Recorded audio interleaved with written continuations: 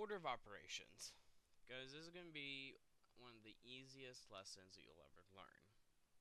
If you don't think so, just kind of trust me on this one and stick throughout the video. I'm going to go as fast as I can, but I want to make sure I explain everything. So first off, let's learn what the order of operations is. Okay.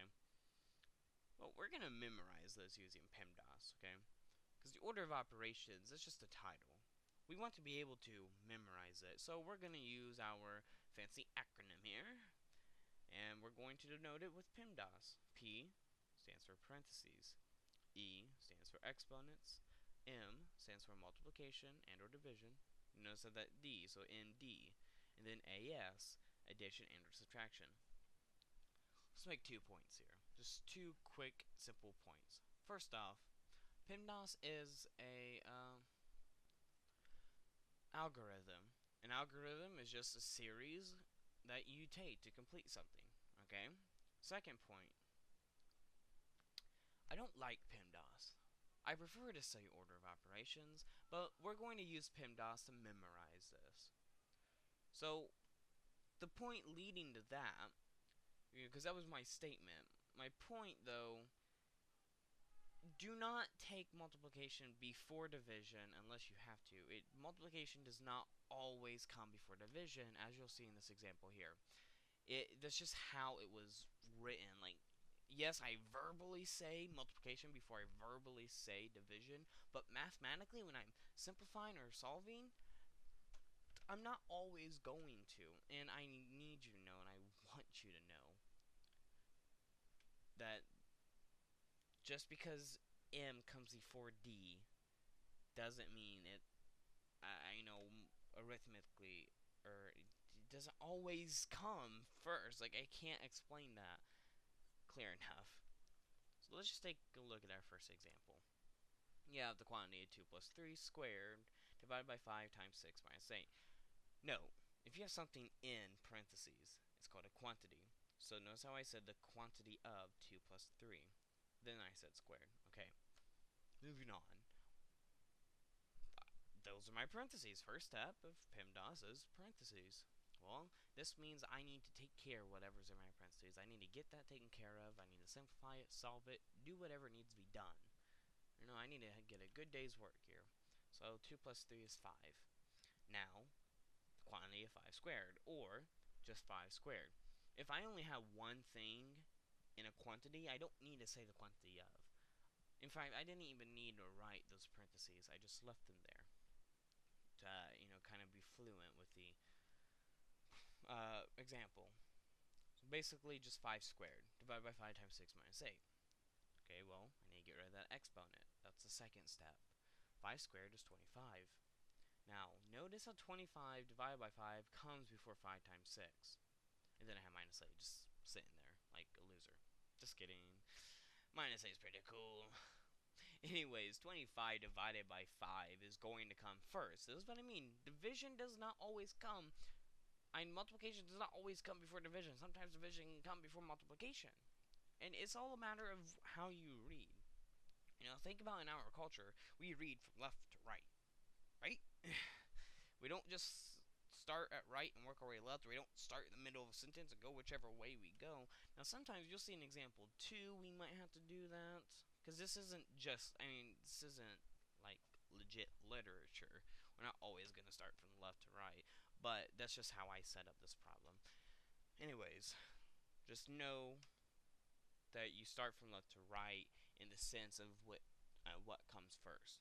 So 25 divided by 5 comes first. Well, 25 divided by 5 is 5, right? Now, notice how 5 times 6, I'm going to take 5 times 6. Does it just happen to be like that in this problem? How I'm getting this kind of horizontal, this kind of a slant here of 5s. Just 5s and 6s and 8s. Anyways, if I had like 50 divided by 5 and I got 10, I take 10 times 6. But with this problem, I got 25 divided by 5 and I got 5. So anyways, 5 times 6 is 30. Now I'm going to do my last step, which is subtraction. I didn't have any addition. So, I did, but it was up in the parentheses. Anyways, 30 minus 8 is 22. Now, going back to what I just said, it was in the parentheses. When you're doing something in parentheses, you're going to start all over again with the order of operations. So if I had in parentheses another set of parentheses, an exponents, multiplication, addition, I would go through my steps individually. Like, a quantity is like its own little world, and you have to solve the mission in this world before you can move on to solve the greater mission. You know, solving world hunger. You need to save this child before you can save the other children, and this and this and that. So think of it like that.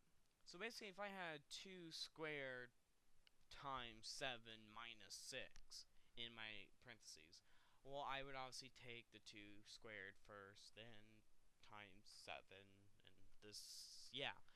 You basically start all over again. Now, let's move on to our next example. 3 plus 3 times 7 minus 2.